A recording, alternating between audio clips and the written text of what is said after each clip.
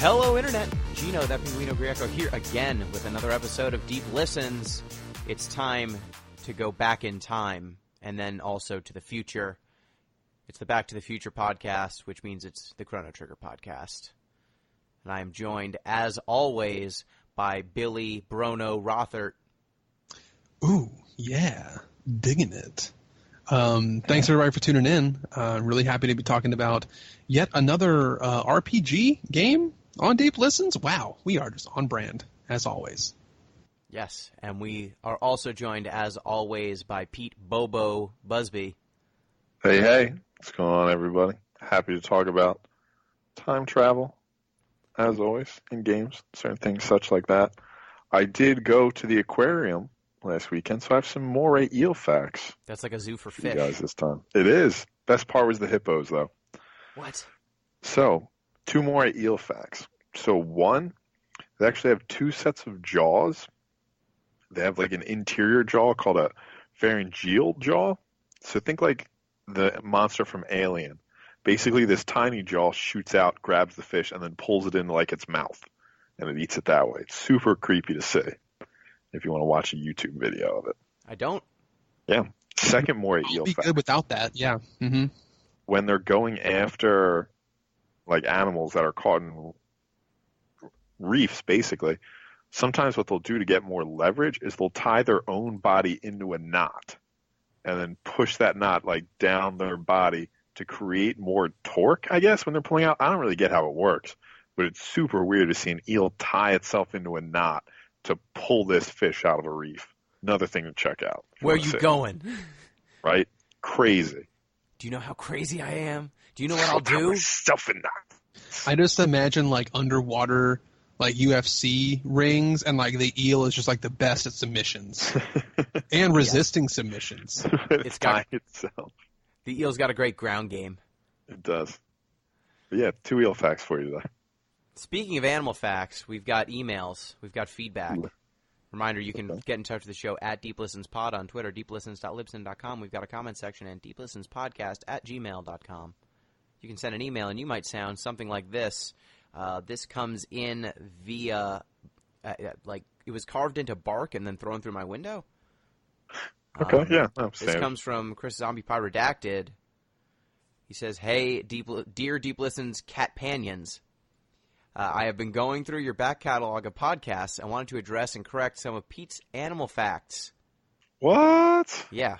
Okay. Before any of you worry, there are no major corrections on my part. However, on an earlier podcast, Pete surmised sheeps/goats were the most commonly consumed meats in the world, and the actual answer is chicken by a mile. It's not even a contest.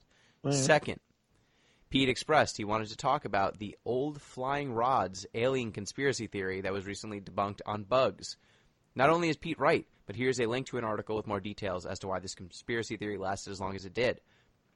Long story, he sent an email. I'm not going to click on it because, you know, when you scroll a URL into a piece of bark that you throw through someone's window, it doesn't matter how many times you click on it. Long story short, a gentleman named Jose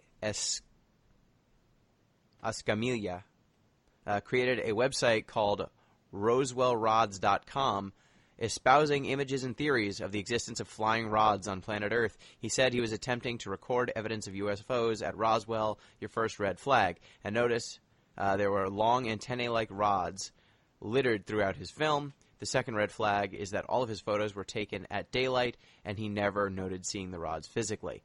The third red flag is he was taking his photos in the middle of a desert during moth and dragonfly mating season.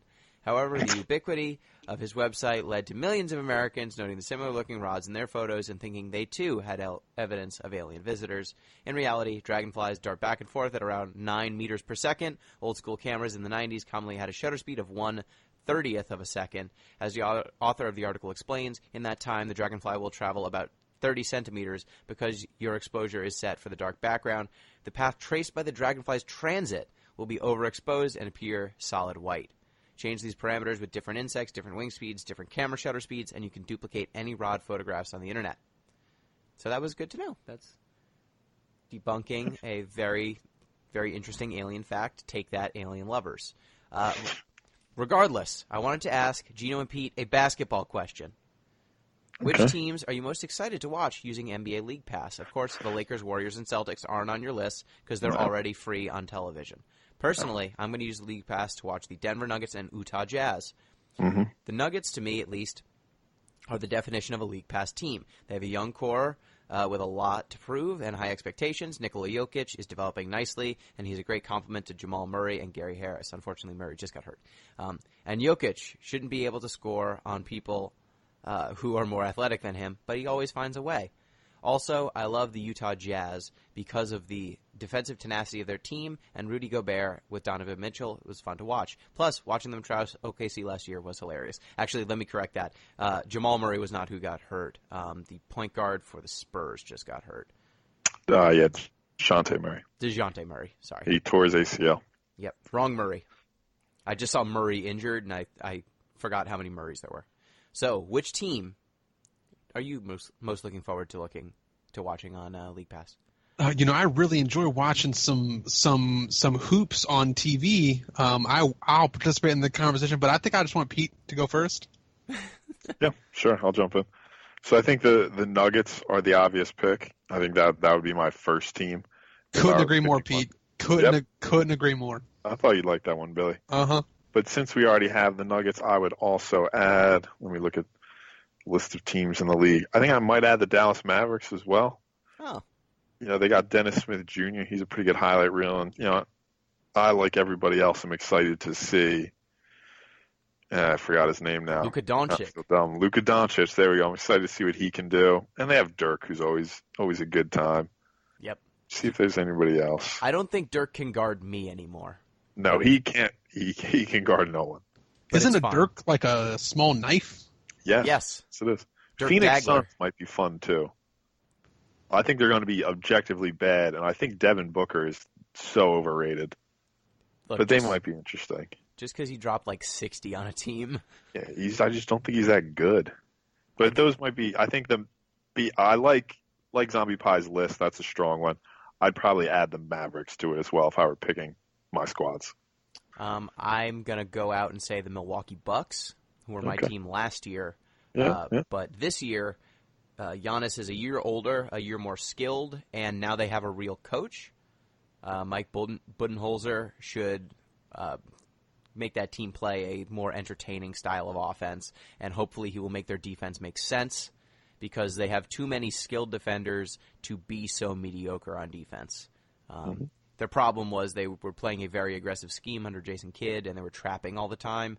And at a certain point, if you're just going to make two of your defenders get out of position every time someone sets a ball screen, you're going to get burned no matter how athletic and long your players are. And Jason Kidd was just kind of a shitty coach. Yeah, it seems like it. It seems like he might not have been the best coach. So it'll be interesting to see because I think they have a heck of a lot of talent. People describe it as Giannis and a bunch of okay people, but I think Chris Middleton and Eric Bledsoe are better than that. But they just have not necessarily had the chance to be put into the best position to succeed. So it'll be interesting to see them. And then another team that I'd like to watch that I don't feel like going quite as in-depth on. I mean, the Jazz, the Nuggets are both really interesting. I always like the Miami Heat because Bloodsport can always just kill someone. James Johnson. He's a fun player to watch, and man, does he not take He's pretty nuts. Yeah. Those teams, I think. And the Pacers. I like the Pacers a lot. I actually saw them in person recently playing against the Houston Rockets, and Victor Oladipo is really fun to watch. They've got a lot of young, talented players, and they play really hard. Solid pick, too, yeah. I think, just to add one more, I think Miles Turner. I think he's poised for a breakout. Yeah, it was amazing. In 3 consecutive plays, James Harden fed Marquise Chris, the new power forward / center for the Rockets that they got in basically a dump from the Phoenix Suns. And he fed him perfect lobs. The first one, Chris put down a lob dunk. The second one, he was blocked. The third one by, I think, Miles Turner. It might have been Sabonis. And then the third time he was blocked by Miles Turner. And it was just like Marquise Chris.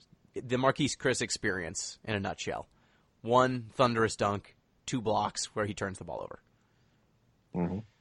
All right, so I think that's our basketball minute. Reminder, you can get in touch with the show at DeepListensPod on Twitter, deeplistens.libsyn.com. We've got a comment section, and deeplistenspodcast@gmail.com. Wait, it's over. I was going to say something really insightful about. Oh, sorry. About, Go, about Billy. About b-ball. Nah, we Tell me about basketball. we No, don't have time now. It's done. We Sure really we got don't to get have to time? Chrono. We really got to get to Chrono Trigger. You're not going to tell me about the Spirits of St. Louis? I'll save it for next time. But I really do consider myself a b-ball aficionado. That's true. Everyone knows this about you. Well, Yeah. I guess yeah. we'll have to settle for you explaining what Chrono Trigger is. If I must. And you must. Oh wait, right now? Right now. What is Chrono Trigger? All right, ladies and gentlemen. Chrono Trigger is a JRPG game released in 1995, developed by Square. This is before they were Square Enix. And the general idea here is it's your well, I shouldn't say it's your average RPG because it's probably going to sound out as one of the greatest RPGs of all time. Yeah. But it has the same make and model of an RPG game. One of the central conceits is that there's time travel and time paradox shenanigans that happen here. The story follows the strong and silent protagonist Chrono in the year 1000 AD, and everyone's celebrating the Millennial Fair. Yay! Woo! Chrono and his friends Marl and Luca are testing out Luca's new invention, which should be a teleportation machine.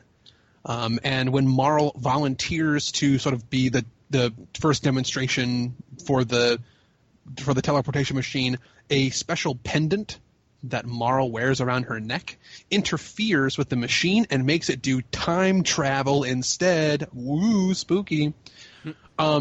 So we're not going to get into the intricacies and nuance of teletransportation or time acceleration, but let's just go ahead and let that just be what it is for the sake of understanding and appreciating Chrono Trigger's narrative. They get thrown into various points in history, and I think I should probably go just about as far as when we introduce the main bad guy. But Yep. So the first place that they get teleported to is 400 years in the past to 600 AD. So Luca and Chrono find their friend Marl, who kind of vanishes, and we learn why. It's because in this time frame, one of Marl's ancestors. Oh, by the way, she's like the princess or something. Typical Queen, RPG Queen stuff. Well, in Marl's own time, she's the princess. Oh, yes. Yeah, but in this time, she looks very similar to one of her ancestors, Queen Len. And what's happened is the queen has been kidnapped, but Marl looks... What? Oh, no. Yes, Marl looks like her, so they think, oh, thank goodness, the queen's back. But that's Marl's ancestors. And if they don't go find the real one, there's like a grandfather paradox where she never gets saved, so she meets an untimely demise, and Marl's lineage ends before she's born, so she sort of fades out of existence. They meet up with a character named Frog, who is probably my favorite character in the game, but is a frog knight, and Frog helps them go save the queen, thus restoring Marl to her rightful timeline. When they go back to Chrono's time in 1000 AD, Chrono gets thrown in prison and accused of capturing Marl and sentenced to death, and Marl and Luca help Chrono escape by just sort of like saying, hey, let's just use this time machine thing again. And they get shot then, 1,300 years in the future? I think it's 2,300. 2,300, yep. Yeah, it's 2,300. And they see it's like a desolate wasteland, and some advanced civilization has been brought to extinction, and they come across an entity named Robo, who is like a futuristic robot with close to human personality, but we know robots can't be humans. We're just going to leave it at that. We all know this. Yeah, and we learned that, civilization had been wiped out by this thing called Lavos that was summoned by some dude named Magus. I don't know. Magus. Bagus. And so they say, well, that's bullshit. We're going to use this time travel power that we have now to go stop this from ever happening. And they meet a couple other characters along the way, some other party NPCs. Actually, really just one at that point. Yeah, adventures are had, and at some point you stop the end of the world from occurring at the hands of this entity, Lavos. Or you don't. Or you don't, yeah. That's also that's a possibility in this game. Yeah, so... Did I get, like, the basic intro? Did I miss anything huge? No, that is pretty much the intro. So this game stands out because it was marketed as kind of the trifecta of Japanese development geniuses at the time. The lead developer was Hironobu Sakaguchi, the Gooch of Final Fantasy fame. The lead composer was Nobuo Uematsu, the main composer for the Final Fantasy series, and the character designs were done by Akira Toriyama of Dragon Ball and Dragon Ball Z, and we don't talk about Dragon Ball GT fame. So it was kind of a great cross-pollination of RPG talent and also just kind of Japanese iconic design talent, all coming together to make this one RPG that draws from a bunch of different schools, like from just the basics of the game. It has an active time battle system that was popularized in the Final Fantasy games at the time. Think like Final Fantasy 5, 6, even 7. It was used up until 10 for the most part. And it uses that kind of system, but then it also uses an elemental magic system similar to Final Fantasy games. There are 4 elements: lightning, ice, fire, and shadow. And each of your characters kind of gain those different magical abilities. And then there's also this interesting combo system where the different party members you have in your group at any given time can perform combo attacks, where depending on what skills they have, they can combine their moves to make super moves that are even more powerful than what they could do alone, which makes party composition really important and really interesting. The system is not especially deep, but it is deep enough to add a lot of texture to what is usually about 20-hour game. So it also does not overstay its welcome, unlike some other JRPGs of the time. You mean the whole game doesn't overstay its welcome, or the combo system specifically? Like the combat system. It's also a standout because this game did not have random battles. Instead of random encounters, all of the enemies you encounter are on the world map. So some of them are literally just kind of like walking around, and if you bump into them, you get into a battle, and if you don't, you don't. In some circumstances, there are triggers that you kind of step on, and then the enemies will spring out of nowhere. So functionally, it is like a random encounter, but practically, at least, as the player, it kind of feels like a random encounter. But unlike a true random encounter, they can be completely scripted by the developers. So in Chrono Trigger, I feel like this game has just an amazing difficulty curve. At no point do you feel completely outclassed because the developers got to know at a minimum how many battles you will have fought in order to get to a given battle, If you don't just run around every battle, and some of them are difficult to run around if you don't know the game inside and out, it guarantees that you will be at least, this tall to ride at any given point. So what did you guys think of the different systems in this game? Did it hold your attention for very long, or? I think the toughest part for me was sort of balancing the individual techs versus the team techs, like deciding sort of, all right, when do I want to actually issue like a 3-person team jam up move? Like for the most part, I seem to default to I'm just letting each of my characters operate individually.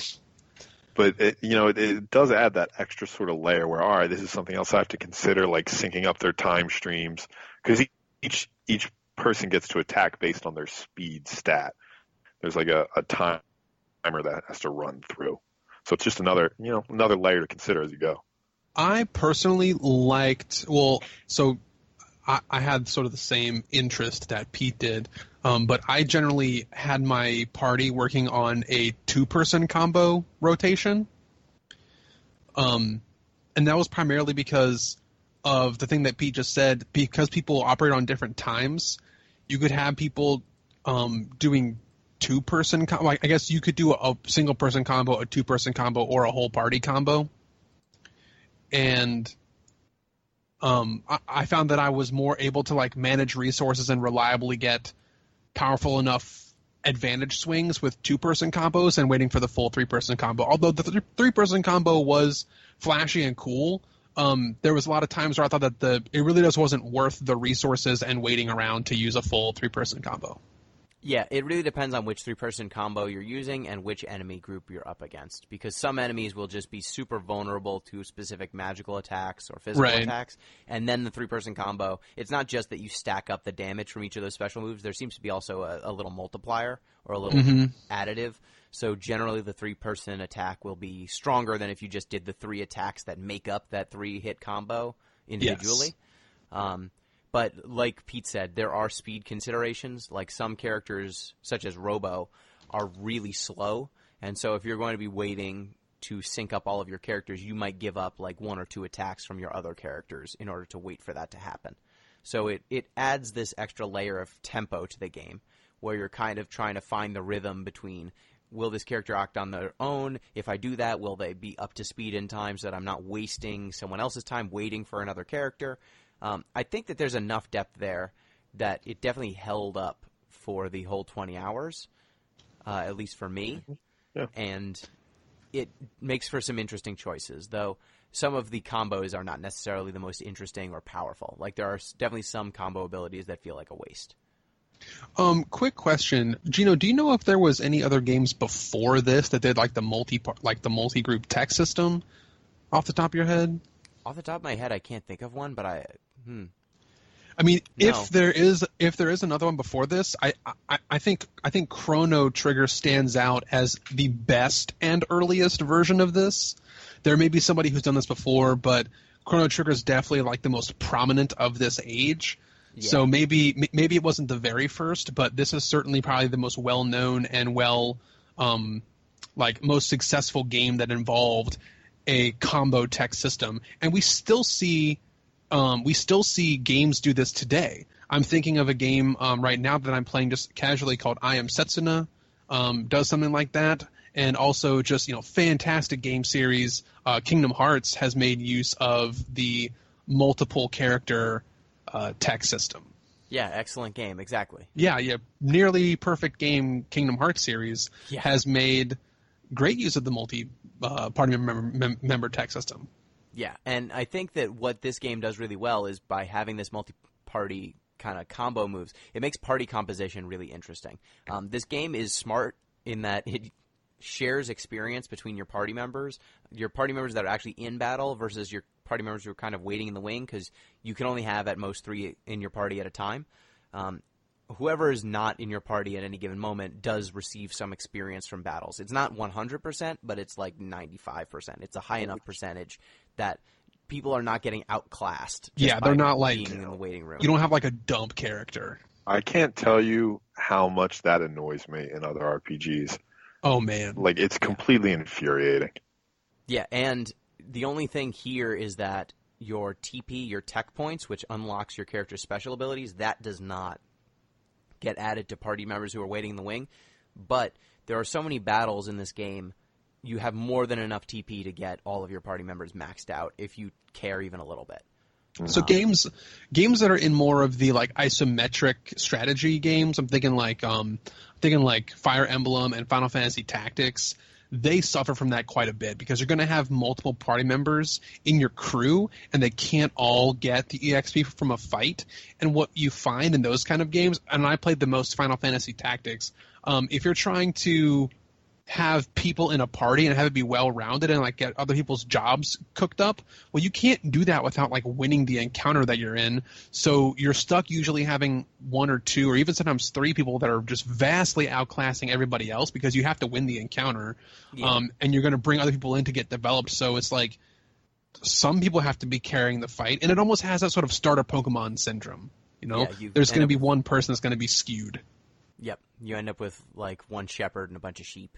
And definitely take you there eventually to the promised land, but for a while that shepherd is just way stronger than everyone else. I much prefer this system where the EXP is shared, but their abilities don't get mastered. So you do need to to put your kids in the game, bring them off the bench if you want their technique to improve. Yeah. But they can still get a ring even if they're just sitting on the bench. Mm-hmm. Exactly. And you're encouraging the player to actually diversify. Your characters will become more competent if you do so. You will have an easier time in various boss fights if you have the full range of abilities available to you. And so I think that that's really just a bunch of really simple designs that make a ton of sense and make this game just a really pain-free experience. I never really ran into a wall where I had no idea what to do. And another one of the nice things about them doing away with random battles is that every single encounter feels appropriate or, distinct. You don't run into the same thing over and over and over again unless you're backtracking through an area. There are some occasions where you have to kind of backtrack or run into the same encounter a few times, but other than those specific instances, you generally are fighting different arrangements of enemies, and that just means that each encounter is a new puzzle instead of just solving the same puzzle over and over again. Now, sometimes the diversity of encounters is not so big that you really have to stretch your mind, but it's interesting. It's just that little bit of a tweak can make me stay interested a little bit longer, Instead of running into the same random battle 5 times, running into slightly different groupings of enemies 5 times. It's enough diversity. Mm. And they do a really good job, I think, of coming up with different gimmicks for enemies. They use a lot of kind of one-off enemy designs that change elements that matter in a given fight. Like, there are some enemies that are weak against fire, and if you use fire on them, they just take more damage. There are some enemies that if they're weak against fire, it will, burn their weapon that they hold, and then they become vulnerable, but if you don't use fire on them at all, they're basically invulnerable. There are some enemies that are weak to lightning, and if you use lightning on them, they get stunned. So one of the cool elements is you eventually go to prehistoric times, and one of the NPCs you run into tells you that dinosaurs are all weak to lightning. Lightning will stun dinosaurs. And so if you use lightning on most dinosaurs, some of them will just take a ton of damage. Some of them will get stunned and be unable to fight. And then there are some dinosaurs that eventually they take this idea that you've been told and they kind of spin it on its head. Like, some of them eventually become completely immune to lightning. Some get stunned but then will discharge the lightning back at you. And then there are some that eventually just absorb lightning. And so they take this one idea of, dinosaurs are weak to electricity for some reason, RPGs. But then they take that one kernel of an idea and tweak it a little bit each time, and it makes this one central design conceit fresh each time. So in a system that is so simple, like elemental magic design has been done to death, frankly, but having each of these individual gimmicks makes it more than just rock, paper, scissors. Yeah. I mean, in a related point, too, they do this really well with the boss fights.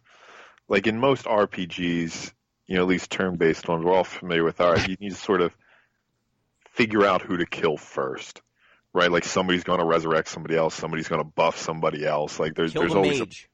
Right, yeah, there's always a precise order. Like, sometimes you got to kill them at the same time. But like Chrono Trigger, I mean, you can only do so much with the dynamic like that, but Chrono Trigger does the similar sort of thing to keep the boss fights fresh. Yep. And there's a lot of pretty distinct boss designs that I think stand out. They do not just give you one big dude who, he's going to hit you and then he's going to drop his guard. That happens. That certainly happens. But they vary it up, I think, pretty nicely between each of the eras and all the gimmicks of the designs. Mm-hmm. And one of the things that I like the most is that the random encounters, like you said, aren't just the exact same enemies over and over again. That's probably the biggest thing for me. I mean, how many times do we walk around in Final Fantasy 8 or 10 and oh look, it's three fire bombs just approached us. Oh, it's 2 flan. Yeah, 2 flan. Even if all you did is take a flan and a bomb and put it in the same fight instead of just fighting 2 bombs or 2 flan, it would at least change the dynamic, It would change what you had to do slightly. Mm-hmm. Whereas those games just tend to have, here is the random encounter you can get, and then that's what you're going to get every time you run into that battle. I didn't pay much attention to this is there actually an infinite source of enemies? There are some areas you can farm if you wanted to. Right. I just, contrary to my normal nature, like I never really found myself in a farming scenario because I just didn't have to. Yeah, you don't have Maybe to, that's and the its game own doesn't reward compliment. it. Yeah. Or it doesn't make it easy, I should say. It's not that it doesn't reward it. Obviously, if you overlevel, you will destroy things. Mm-hmm. But it makes it inefficient in a way that it's gratuitously inefficient.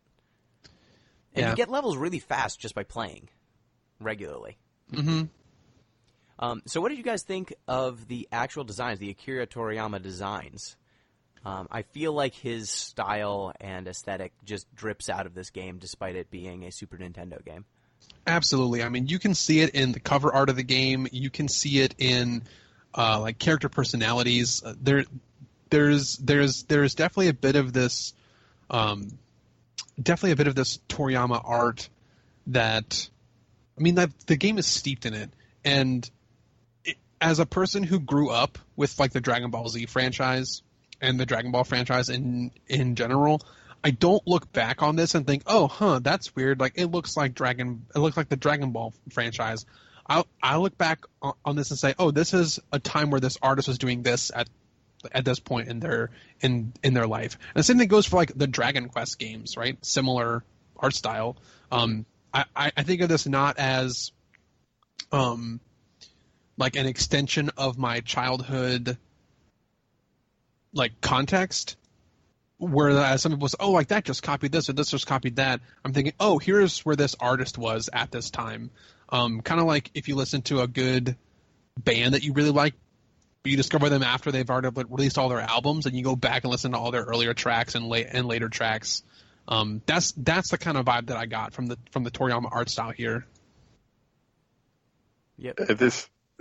I think there's something I don't think we even mentioned it yet. The sort of like cartoons in the cutscenes. Yeah, like if these you're are playing some... the PS1 version. Yeah. I think the DS version has them too. I think the DS version has them, the PS1 version does, and if you played the Super Nintendo version, that did not. I was emulating the Super Nintendo version. So, I mean, they're great. I mean, they're just like these really entertaining sort of cartoon vignettes that cover the cutscenes. And I mean, they're one of the best parts of the game when you think about overall art style, aesthetic, the sort of, I don't want to describe it. It's like, it's fun, it's light, it's campy, but there's also this sort of undercurrent of malice throughout the game. It's a nice little dynamic. Yeah, and I really appreciate having this hand-animated cutscene kind of interspersed with the sprites performing that cutscene. So usually it shows you the cutscene for like the actual video first, the cartoon first, and then it shows you the animation that was in the original game. And it's amazing to see how well they reproduce that Akira Toriyama scene design just using the sprites. You know, it really stood out when Frog has his moment with the Masamune. He gets a sword and he needs to cut open this mountain. And the cutscene, you know, he holds the sword up and like a beam comes out of it and pierces the clouds in the sky. And then he like drops his sword and the mountain cleaves in half. And then it goes to the cutscene and I'm like, you know, it's a shame they didn't have the technology to do something that cool on a Super Nintendo. And then you see him, he like draws the sword and holds it to the sky, and then it cuts from the scene of him kind of in front of the rock to the world map, and you see the beam go up in Mode 6 graphics up through the sky, and you're like, oh wow, they found a way to do that scene given the limited technology they had. And it's kind of incredible when you think about it. Taking something, like Akira Toriyama's designs are really over the top. He tends to go big on the energy, big on the flashiness, big on the muscles, big on the like the characters themselves are physically large, and they managed to do that with a Super Nintendo. Oh, Mode 7, not Mode 6. Sorry, Mode 7 graphics. But yeah, it's definitely really impressive. And one thing that I think really comes through with the Akira Toriyama influence is the comedy.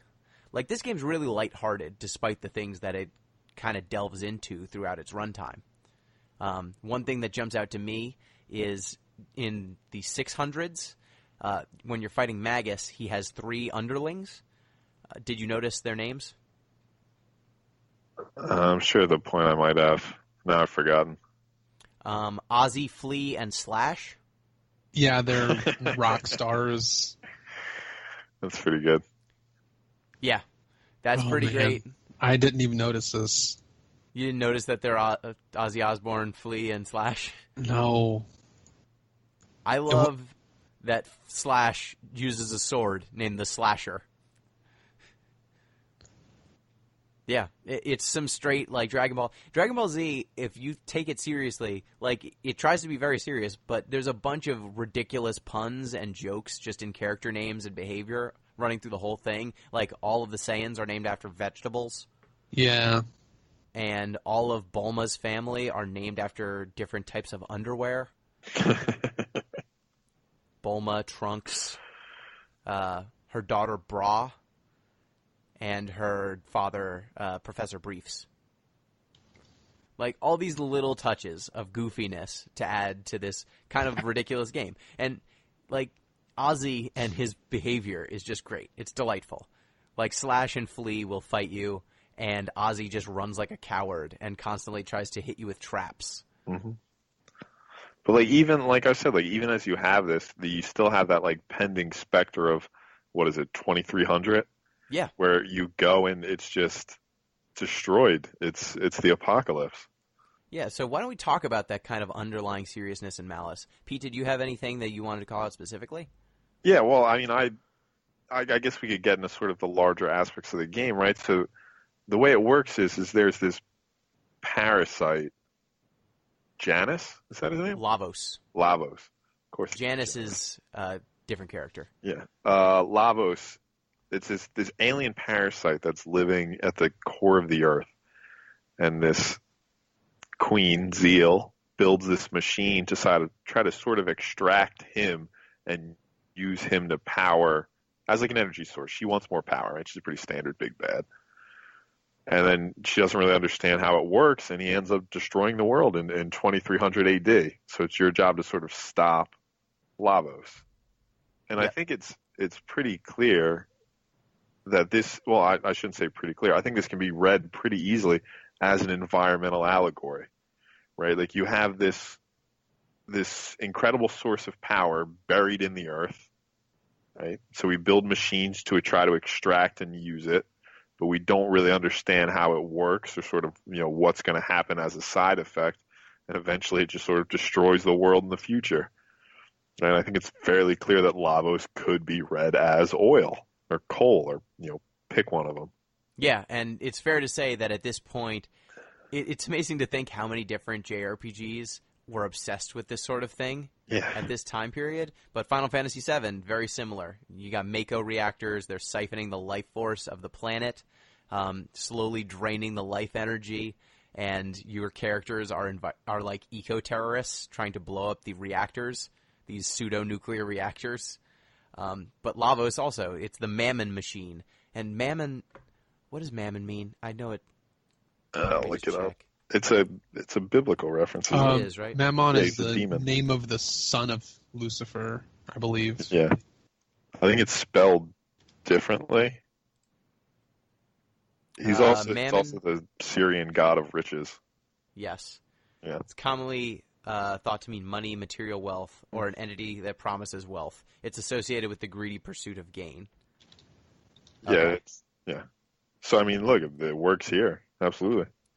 Yeah, so there's this machine that, and it's amazing to think, like, this game picks very intelligently the different time periods you're going to see. You get the distant past, like caveman times, which is like 65,000 BC. Then 12,000 BC. I think it's actually 65 million BC, but I mean, it doesn't really matter. Really long. Yeah. Stupidly long ago. Then you get an Ice Age period that you go to last. It is the last time period you visit. And it is a hyper-advanced society based on magic that controls the entire world and discovers Lavos and tries to, draw power off of it. And by drawing power off of Lavos, they summon him, and he wrecks the entire world. Then the world just kind of slowly recovers. All knowledge of magic is basically banished based on the destruction caused by Lavos. And then in 600, you get Magus trying to again resurrect Lavos, and it's kind of a medieval setting. Then you get 1000, which is kind of contemporary times, and then the far-flung future. So you get all these different time periods where you can draw really interesting characters. And each of those characters not only speaks to the time period they're from, but they manage to add texture to each of them. You get Chrono. Well, Chrono doesn't have much. Chrono is the silent protagonist. Yeah, he's just there. The player avatar. Yeah. But you have Marl, who's a tomboy princess. You have Luca, who is a genius inventor, who's the daughter of another genius inventor, whose mom is unfortunately bound to a wheelchair. Or she's immobile. I don't know if she actually even has a wheelchair. She's just always sitting when you go there. You meet Robo or Bobo, a robot from the far-flung future who wants to have emotions. He wants to learn to love. He doesn't get those. Spoilers. You meet Frog, who's a knight and a swordsman who gets cursed to be a frogman. There's Isla, the queen. I guess she's the chief. Chiefess. Yeah, the chief of a bunch of cave people, and she's trying to lead them in a war against the reptiles for supremacy. And then you eventually get Magus, who's an optional character you can get, and he is a descendant of 1200, so of the kind of society that rose up, this super society, this advanced society. So you get a character from every time period, and their stories are they're not just like earmarks of their time period. They are also interesting characters unto themselves. And the game does a really good job of kind of blending their own personal struggles and relationships with this larger struggle to save the world from this kind of environmental calamity that's going to destroy everything. And it's an interesting idea that when braced and faced with annihilation and an extinction level event, not only does the whole world come together to fight against it, all of history comes together in a very literal way to aid you in overcoming this extinction level event. It's kind of a really inspiring message when you think about it in that way, that not only would people of, I think it's 1999, the year of destruction, the year of Lavos, as Prince foretold. 1999 is the year of destruction. Our greatest prophet. Yes. But it's not just those people who rise up. It is everyone throughout history. They all come together and lend a hand, very literally, in this game. So who was your favorite character? Like, there's not just their stories for, defeating Lavos, but they all have their own individual stories to tell. I can... Well, why don't you go ahead first, because I want to expand on my response here. Yeah, that's fine. My answer's short, too. Is anyone's answer not Frog? Mine's Luca. Oh, all right. So Gino's wrong. But, Billy, what were you going to say? Well, hey, I was going to say Frog, Pete. Let's just have a virtual fist bump there. There you go. Someone understood the game. I'm glad.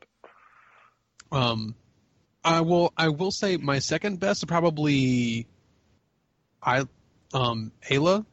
I just really love just like a beast melee combat warrior woman. I'm just really into it.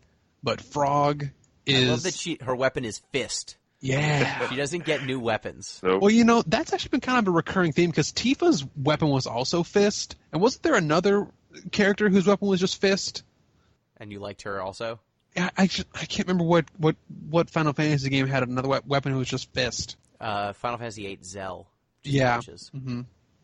So I kind of want to examine Frog here, and in the way that I want to do this is by bringing up another character in the Final Fantasy universe, Steiner. So I played Chrono Trigger before I played Final Fantasy IX. And so this is my second time playing. And when I played this again, I said, like there seems to be this archetype that shows up quite a lot among just JRPGs in general, right? Like, how close is Luca to, not Luca, Marl, how close is Marl to, like a Garnet character, right? Some kind of, like, tomboyish princess figure who goes off on some own adventure. She's right? more of a Renoa, but yeah. Sure. I don't know if I played that game or not. Final Fantasy VIII, main love interest. But yes. Right. A lot of Japanese fiction uses the same sort of like tomboy princess like royalty. Archetypes. Yeah.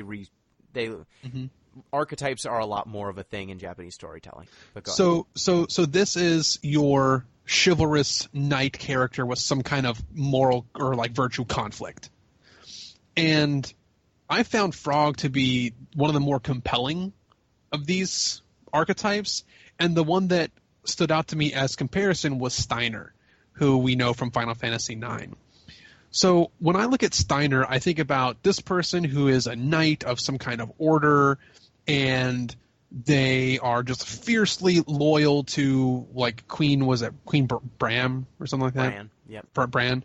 And they flirt with the idea of, oh, maybe this person's not in the right. Maybe I should think for myself for once. Oh, and that's about as far as you get with Steiner. Maybe I'm not cutting Steiner enough credit, and Gino can push back. But when I look at Frog's story, he gets his emotional core shook. He eventually realizes that the aristocracy are not to be trusted. Of course not. He learns. So I look at Frog a little bit deeper, because when I see Frog, I think, well, first of all, how can you hate a character who started off as a Glen and then turned into a Frog, right? That's just absolutely great. So Frog's backstory is sort of like this. He was a squire under some dude named Cyrus. Yeah. Who was a knight of the square table. Yep. Which is I forgot about the Knights of the Square Table. Fuck. Double great, because one, that's a clear reference to like Arthurian lore, but also like the game is developed by Square. Did you also notice that there was a Houston, we have liftoff line in this game? I don't remember that. When you fly, I think it's the Wings of Time for the first time. Oh my god, I don't even know, man. I don't even know. Yeah, there's a lot of references. This game has a lot going on. But when you get details into Frog's story, you hear that Cyrus tried to square up against Magus, and Magus killed him. But before he squared up against Magus, he needed to get the hero medallion and reclaim it from the Frog King. Yeah. And so Frog's big deal is he's trying to avenge the death of Cyrus by squaring up against Magus and wielding this sword, Masamune, who he feels like he's not really the true bearer of, but then he ends up coming to realize that maybe he is the true wielder of this blade, among other like self-insecurities. And I feel like Frog is more like an allegory to any person who is a successor of someone else great in history and is suffering from like imposter syndrome. Yeah. Yeah, because I think the game sets up. Yeah. It sets up early on. It makes you think that Frog is Cyrus, because Cyrus has gone missing, and you've got this swordsman carrying around, this armor, and it seems like he is Cyrus until you basically get the cutscene that reveals he's Glenn. He was the sidekick to Cyrus, and Cyrus is in fact dead. And this just connected with me really personally. So there's a lot of reasons why I am favoring Frog so much. I think my first playthrough, I definitely liked Isla the best. And now I always knew there was like a big Frog support base and a Frog fan base. But now I'm really on board, and it's mostly because I'm just playing Chrono Trigger in a time of my life where I'm connecting with Frog more. And so it just weighs a lot more on me, his story in general. And I think it's way more dynamic than when we get from other chivalrous, virtue conflict knights in other RPG scenarios. I see a lot more compelling stuff here with Frog. Yeah, and he's a frogman. Yeah, how do you pull off so well? Just this person is a toad in your party. Like we've had some weird party members in other RPG areas. Like, what the fuck is Cat Sith? Like This is a robot cat riding it's a some Moogle. I don't know. Yeah, I don't know, man. Billy, it's so simple. No, Billy. You see, he's a robot cat riding a Moogle controlled by A the real head cat? of urban development. Just A man. He's a spy. Just His okay. weapon is a megaphone. What is Quina? Quinn is a Q.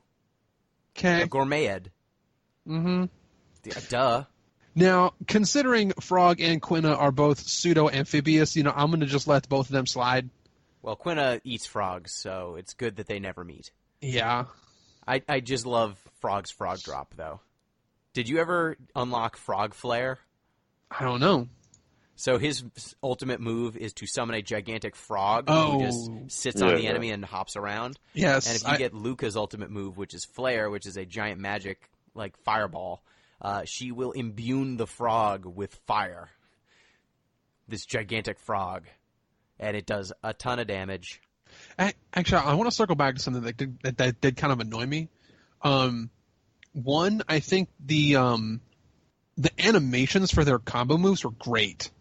Yep. They were just fantastic. Some of the most wacky shenanigan, like filling the hot screen full of bullshit moves are out there. But I did not appreciate their like AoE system. I feel like that was kind of wishy-washy. I mean, like it worked the way it was supposed to, but I don't like it when like the arbitrary layout yeah, of enemies affects your effectiveness. Yes, you said it, and for some reason I couldn't get the words out, but I don't like it when like here's a move that I really like to use. I think it has a lot of flavor. Oh, but it's just totally useless here because the pixels don't line up, or for some other reason, or if you're trying to heal your party, but for some reason they got moved, and you're like, oh, well, I guess I have to like just not heal that person because they're not in my AoE bubble close to me. So that does not happen with healing moves. Healing moves either hit one character or all. Or all of them. There's no AoE on healing moves, but I actually like the AoE stuff in this game because the amount of screen real estate is really intentional, and oftentimes enemies are arranged specifically in setups where individual special moves will hit more enemies or less. So some moves just hit everyone all the time, but some of them are AoEs, and they will usually arrange a few enemies either in a small cluster close together, which will get hit by kind of the circular AoEs, and then they will also have some that are kind of in a line, which will get hit by the horizontal line moves or the vertical line moves you use. So in some games, I really hate this sort of thing. Like, for example, Final Fantasy X-2 has some AoE nonsense, but there's no way to control where your characters move, and there's no way to control where your enemies move. And you have minimal control over which AoE, like where the AoE is going to hit. So it just feels completely random. Like sometimes you'll just get completely fucked by an enemy attack just happening to hit all three of your characters. I do when remember it could that. easily only hit one.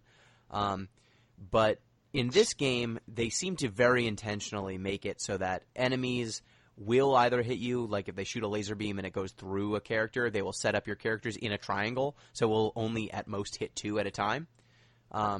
Or they do a really good job of setting up your bosses so that, if there's a head and two arms, the two arms can get hit by a horizontal line, and the head can get hit by a different move, but you can't get all three of them unless you use a weaker attack. So it feels intentional to me in a way that some of these other games that use a similar system do not. I guess I just didn't want to have to think so much. Yeah, it definitely forces you to change up what you're doing. But I think it works for me more than it doesn't. And man, when you use the line bomb, did you use the line bomb at all? Yep. Luca just throws bombs in the air, and then Frog catches them and drops them like he's a plane. It's the best. I just wanted there to be like some Golden Sun level, like fill the screen of hot bullshit and everyone on the screen dies but your friends. You can do that. It's called Frog Flare. Yeah. Just get Frog to like 1 HP and then use Frog Flare, and it deals like 6,000 damage to everything on screen. It's gross. So the reason why Luca was my favorite is her side quest. So there's a few side quests when you get towards the end of the game. Once you kind of solve each of these different eras' problems, you get access to different side quests. And the two that really stood out to me are, well, I guess it's one. The side quest where you restore a forest in the center of the world. And it's really interesting how they kind of play with time travel. This game plays by Back to the Future rules, where, you know, if you go back in time, or I guess it's also the butterfly effect rules. If you go back in time and do like a small thing, you can change history forever. Mm-hmm. They do this a bunch of times. Like in Isla's time, you go back in time and defeat the dinosaurs, and that causes humanity to win the war. That's by default. But you can also do stuff like after the world gets destroyed in 1200 BC, they save one plant. And they say, hey, what should we do with this plant? And you can tell them, burn it or save it. Which, who chooses burn it? I don't think anyone chooses burn it. No. But if you choose to save it, that plant is then present in 600 AD.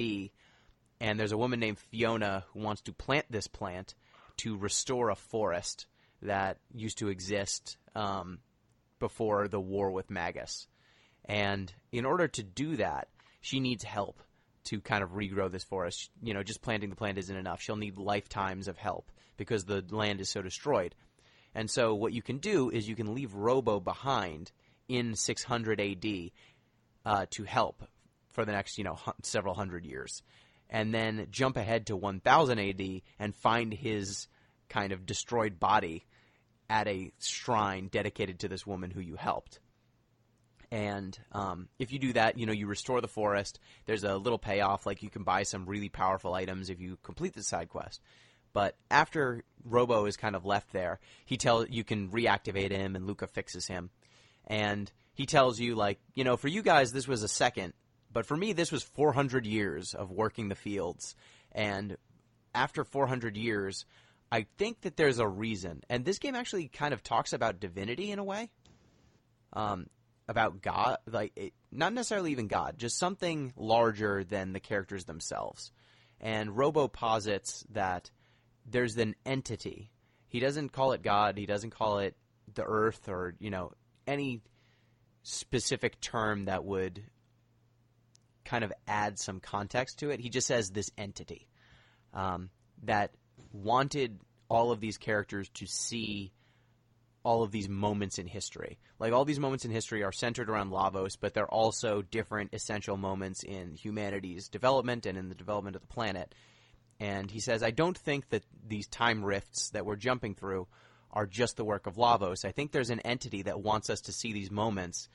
And I think it's Luca or Frog. One of the characters posits that a being on its deathbed kind of sees all the moments that happen in his life flash before its eyes, and maybe this is what's happening.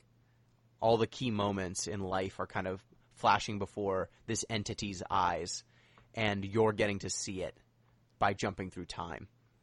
And Robo posits, Luca, is there any time you would want to go back and change if you had the ability? And she just kind of brushes it off, says, I'd rather not talk about it.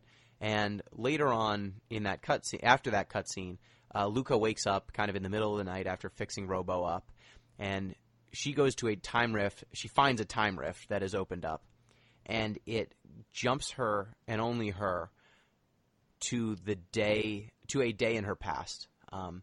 Now, I mentioned earlier her mother is kind of bound to a wheelchair, and we find out in this cutscene that the reason why is that she gets her dress caught in one of her husband's machines, and Luca was too young and too naive, too unscholarly to turn the machine off.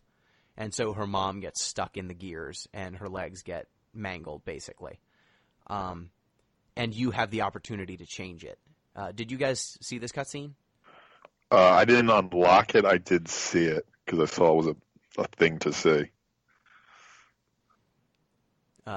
It's actually a pretty interesting cutscene, because once this happens and you're in it, the password you have to put in is the name of Luca's mom, and it can be a little bit hard because you don't have a lot of time. Legitimately, it's pretty difficult. If you don't know exactly what to do. It took me a few attempts. You kind of have to read these notes that Luca's dad leaves around that explain all of, like, how do you turn off the machine? And it says, like, the password is my wife's name, of course.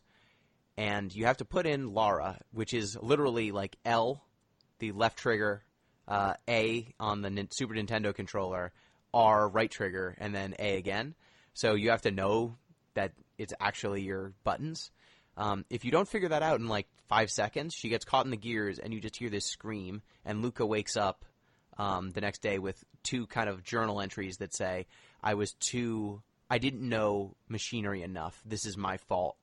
I'm going to dedicate myself to science. I'll never let something like this ever happen again. And you kind of get the pathos of Luca's character, that's what drove her towards science. And if you go back in time and actually save her mom, you think, this game operates on Back to the Future premises. So if you save her mom, and that was the, a central event that caused her to become science infatuated, will she even be the same person now? Will everything change? And if you save her, you get another kind of piece of writing that says, wow, that was really close. Mom could have been really hurt. I'm going to need to learn what to do so that, that could have been really bad, and I need to be better. So she ultimately becomes the same person either way. But I think the game does a really good job of kind of taking this time travel mechanic and idea that up until this point has been really grandiose and focused on world-changing events, and make it personal, make it focused on, Robo living 400 years of life and kind of gleaning an appreciation for a higher power. And then Luca kind of learning her own origin story and kind of getting a chance to go back and shape it. And so I think this game does a lot of really interesting things with, like, making a small tweak here and jumping forward. What did you guys think about those side quests and little mechanical wrappings with the time travel? Yeah, so Chrono Trigger is the kind of game that it's a rare player that can see it all in their first go. And this kind of is pointing at another critical aspect of the game that, there's a lot of ways this game can end based on what you do throughout your playthrough. And even in New Game Plus, there's a way to just go, I think, straight to the ending from a New Game Plus. Mm-hmm. Yeah. And I beat the game, I think, sometime after, like when I first played it, sometime after I met Isla. So I had all the party members, but there was probably like 3 or 4 more narrative beats that I could have done to go further into the story. I think when it was just like, I think once it was made obvious to me that I could go fight Lavos, I was like, oh, let me go do a couple more things to just clean up stuff, and then I'll go fight the boss. But there was probably a half dozen other stories that I just totally missed that could have taken me to some different scenario to fight the final boss. And that presentation I like a lot because it leaves a lot to be explored for the gamer who cares enough to pay attention. And in general, I like it when games reward the players that dive deep into the game and try to find all the secrets. I like it when games do that. It is possible, I think, to see everything in one playthrough of Chrono Trigger. That's what does it for me. I don't think there's something that you can like lock your. Well, I guess if you choose all the bad stuff, you could. There's stuff you could not see, but yeah, you can make decisions that will hamstring you. Like there are some times where you need to, like when you eat the guy's lunch, Yeah, when you eat the guy's lunch, or there's a character who needs jerky, and if you like sell them jerky, like for a markup. They will pay you and you'll make a little bit of money. But if you give them the jerky, it will cause them to teach their children the value of charity. It should have just been the value of jerky. Oh, man. Sorry, I'll trade you that for jerky. Jerky is life. But I think if you burn the plant, you can short-circuit a side quest. If you don't give the jerky for free, you can short-circuit a side quest. Like, there are a few different things. Yeah, so just to finish the point, I like it when a game rewards the player for looking at just about everything that they can look at. And I'm not going to say there's like a perfect way to play Chrono Trigger, but there's certainly a path you can follow that you see just about every single narrative plot point, and that I do like. Yeah. Did you guys see Ozzy and his continuing fate Nope. in Medina Village? No, Oh. what happened to Ozzy? Oh, so in the first time you go to Medina Village, Ozzy, Magus is, praised, and all of the different creatures will be, all the different magi? Is that what the magical people are called? Something like that. Those different imps and creatures like that are all worshiping Magus, and they're saying, well, if Magus had only defeated you with the power of Lavos 400 years ago, we would rule the world, but instead you do. And, they won't sell you anything from their shops because they're discriminatory, and they'll attack you all the time. Then, when you go back in time and defeat Magus, if you go back to Medina Village, in the center of town, instead of a Magus statue, there's an Ozzy statue. And Ozzy the Eighth, the descendant of Ozzy, is the head of the village. He's the head of the village either way, in the first two instances. But in one, Magus is kind of their hero. In the second one, Ozzy's their hero because he was the person who continued the good fight after Magus fell. And then if you go back in time again to 600, you can go back to Magus's castle, and you can fight Flea and Ozzy and Slash again. And they will have upgraded weapons and items and stuff. They're still not very strong. But you can steal a good sword from Slash, a good vest from Flea, and good pants from Ozzy. And if you defeat them again, then Ozzy's truly defeated. And if you go back to Medina Village, now they worship nothing. They're just all really nice. They don't hate humanity anymore. That's good. And instead of Ozzy being in charge of the village, or Ozzy the Eighth being in charge of the village, a random imp is, because I guess he got voted, and he's creating a new ferry that will go between Medina Village and Pore, one of the other towns. And they're cooperating with humans, and they'll sell you whatever you want, and they're completely nice. And Ozzy's just like a housemaid. So you can just completely change the history of this village over and over again. There's a lot of little moments like that where you can go back in time and then see the impact. I really like how many different weird things you can do like that. Did you find the side quest with Cyrus? I think I saw all of Frog's stuff. Did you see his side quest? I'm not sure. What do you mean? Yeah, so there's a side quest where in 600 AD, after you get the ability to fly, there's a abandoned and destroyed temple, or there's ruins in 600, and you can give a carpenter. There's a carpenter who's just kind of out of work, and he needs tools in order to get back to work. So you have to jump to 1000 and find his ancestor, who is just kind of lazy and doesn't care about carpentry. So he'll let you borrow his tools. You jump back to 600, give his ancestor the carpentry tools, and then he will go into this destroyed castle and repair the floors and make it navigable, which allows you to kind of explore this space, and you find Cyrus's grave. Okay.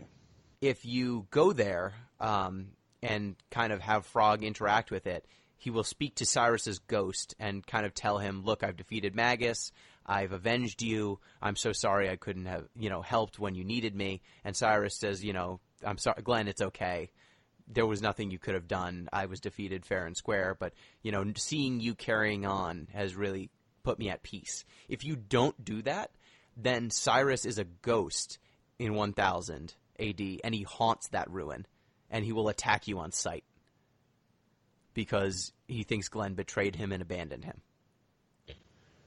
Yeah, so that's new to me. It's something that I missed. I knew that Cyrus's ghost was a hostile thing in when you go to the temple, but I thought that was just part of the story. I didn't know that you could make peace with the ghost. Yeah, you can make peace with him, and if you make peace with him, then the Masamune, which in true Dragon Ball Z fashion, Masamune is the sword that is composed of Masa and Mune, two creatures that fuse together, fusion dance style, right, into one being that is also a sword. And they will defuse after they see Cyrus, and they'll go, look, Masa, it looks like friendship is really what power comes from. It comes from inside, not from being a cool-ass sword. Nah, it comes from being a cool-ass sword. And they're like, what if we were a better cool-ass sword because we, adapted the power of friendship? And if you do that, your Masamune goes from like a pretty good sword to the best weapon in the game for Frog. Yeah. It gets upgraded pretty substantially. So there's so many different interesting side quests like that. Like, did you finish the quest line of Toma, the like relic hunter? Don't think so. You always have to buy him booze.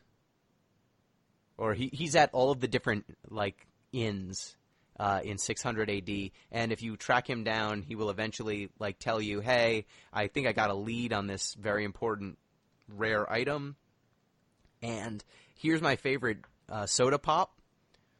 If I should happen to die, like put this by my grave." And so you can jump to 1,000, and obviously he's dead, and you pour one out on his grave, and then his ghost shows up and is like, "Yo, I found where this cool item is. You should go over here." And then he tells you where to go in like 600 AD. And if you go back to 600 AD and go where he tells you, it turns out that, remember the Tyranno lair? Yeah. Yeah. It is unearthed in 600 AD, and you can go back there. And in there, like, the dinosaurs have been trapped under Earth and have evolved.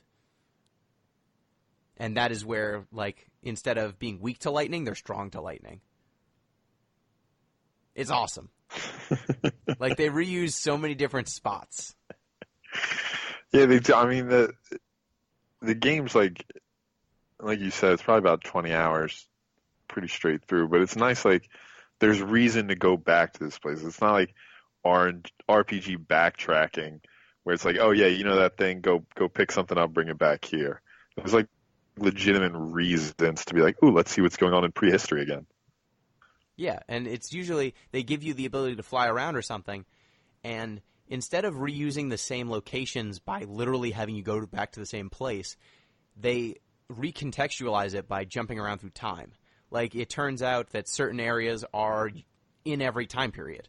Like, there's this, I think it's the Den of the Sun or something. It's a cave that has sunlight all the time, and it exists in every time period. And that's the center of one side quest. There are different environmental elements that kind of recur over and over again.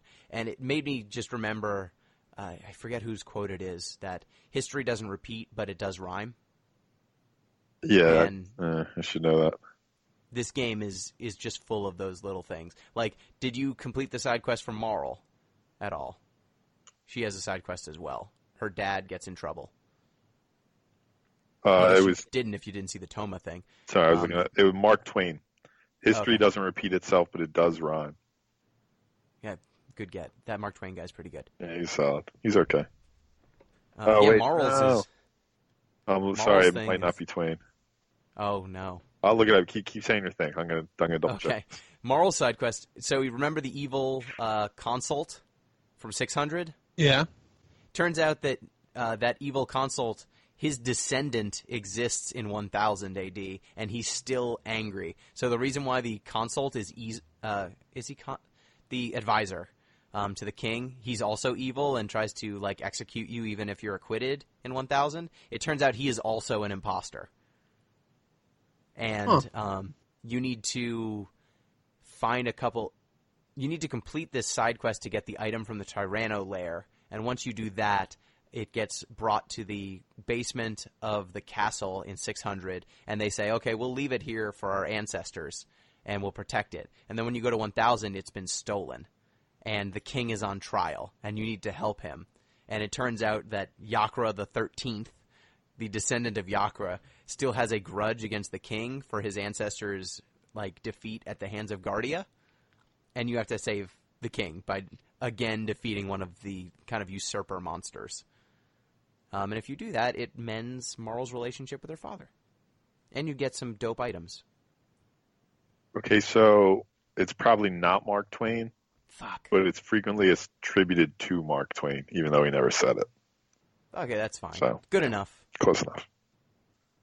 Yeah, so I just love all these different side quests. There are so many side quests in this game that flesh out each of these characters in really interesting ways, and they give you great items. Like, that's the best way to get overpowered equipment, is by jumping back and forth through time.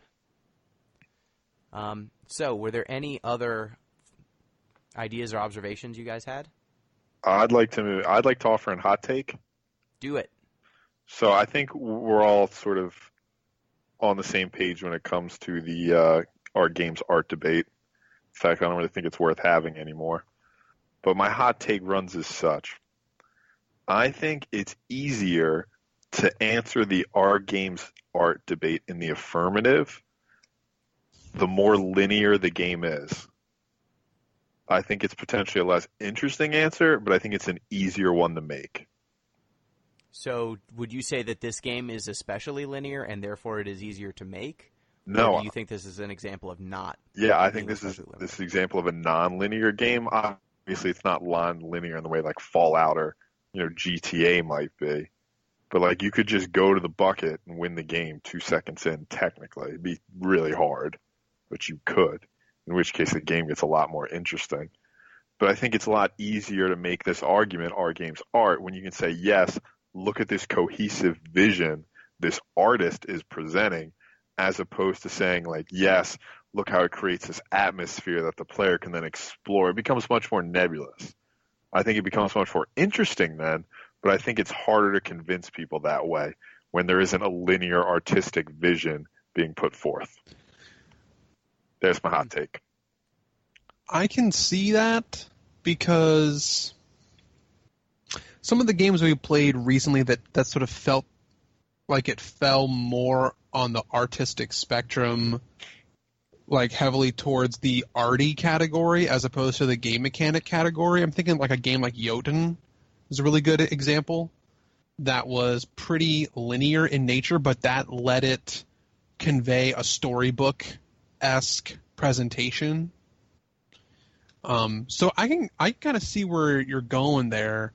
It makes me then think about games like Breath of the Wild. Like I would consider Breath of the Wild a work of art, but that's about as non-linear as it gets for gameplay. So it's kind of hard, but I can definitely see some merit there because as a game is going to emulate more of a storybook presentation, I think it just makes it a lot easier for a person who otherwise isn't really knowledgeable of games could probably buy into games being art if it fits more of a storybook model. So I can see that argument working out really well for like a non-gamer. Yeah, exactly, right? That's the point. Like for us, it doesn't really matter. We've already affirmed this. But for the people who are like, no, I don't think they are, I think it gets progressively more difficult to convince those people as nonlinear games become the norm, which I would argue they have. True. Now I'm more on board, yeah. I would just say that it's easier to bring to bear existing vocabulary on literary analysis on linear games than it is on nonlinear games. Mm-hmm. And it is not that it is necessarily easier to convince people in terms of actually getting their minds to change. I think it's just easier to actually construct the argument because we have made the arguments about linear narratives so many times, and we have the vocabulary for them. More just readily available than otherwise. I know how to articulate an argument about a linear story, with citations and with quotes and references backwards and forwards. But if certain elements of a narrative are not concrete, like you may or may not see them, and the interactions may or may not be intentional, it just becomes an interesting exercise that I'm sure gaming academics are undergoing right now, but it's just a different exercise. And so I don't think we're as good at it. But I think this game, like one of the most fascinating things about this game is the multiple endings, because unlike other games with multiple endings, this one really tries to take into account what the possible ramifications are for removing individual characters from time at given points in time. It feels like, well, for some of the endings. Some of the endings are just kind of joke endings. But, like, one of the endings you can possibly get is if you defeat Lavos after you get Isla, but before you defeat the dinosaurs, Isla is not there to defeat the dinosaurs. So, reptiles take over the world. Yeah. And the beginning of the game replays with Chrono replaced by a reptile version of Chrono. And everyone is replaced by reptiles except for the reptile who's running the race at the beginning of the game. That reptile is replaced with a human. So, like, you have interesting things like that. And some of the nonlinear elements that I talked about, like all those side quests, they play out in the ending if you complete them. Like, if you save Luca's mom walks around at the end of the game in the final cutscenes. Otherwise, she is seated. So you kind of get this continuity, which some games with side quests, like the side quest will occur and it will happen and you'll get the items, you'll get the rewards, but narratively it's not reflected. Whereas in this game, like if Chrono gets 15 cats, which you can do, you can win cats in this game and you can feed them. And if you get 15 cats, they are there at the end of the game. Chrono has 15 cats. And that's important. You can also get like dummy dolls of every character. Yeah. I don't think they're there at the end of the game. Though, I guess we should probably talk about that Chrono dying thing. We glossed completely over it. It's like when they like replace him with the dummy. Yeah, what did you dumb. think of their explanation of how to save someone from dying? I mean, he has enough dolls of himself after you play those fucking carnival games. Makes like, sense. Like, why? Like, is this like... it's one of those things where you invalidate the twist, and then it's just dumb. I hated it. I hated every second of it. Yeah, I think it's a pretty clever way of doing it.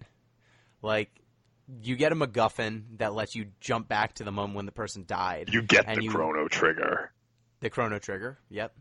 And then, but you have to climb to the top of Death Peak, which is a physical location in 2000 AD. Otherwise, you can't save people, it turns out. It's this one specific mountain in this one specific time. And if you go there and climb to the top and hold this egg and wish real hard, and you bring a clone of your loved one, the egg will hatch, let you go back in time to that moment, and you just grab your friend and you replace him with a body double. And then the body double gets evaporated, and then history continues as expected. Sure. Except now you've saved your friend. You've undone the one big narrative ramification. Whatever.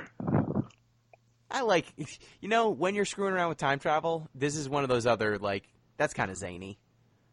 Yeah. That's ridiculous. I think the only other more satisfying time travel moment was in the new Deadpool movie when Ryan Reynolds as Deadpool in that Deadpool movie went into a parallel universe and killed, like, the Deadpool in the Wolverine movie.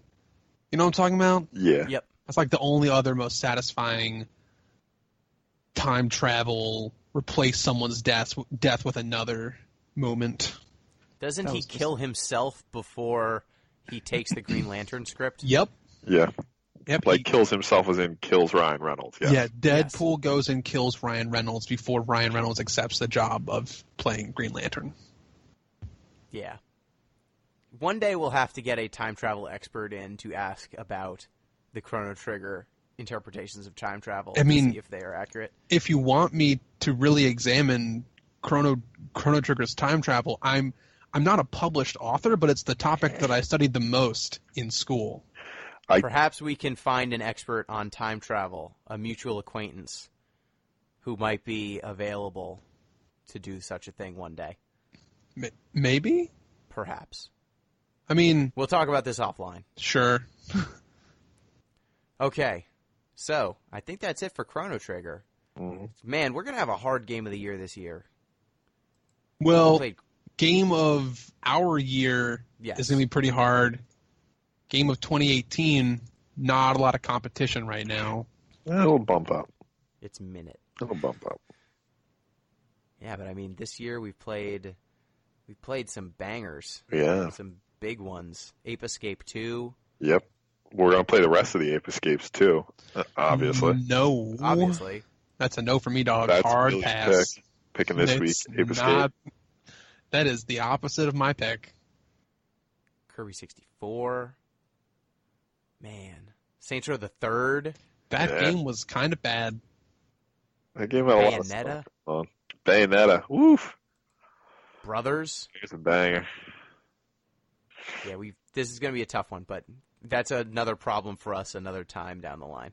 So, I think it's Billy, it's your turn next. Yep.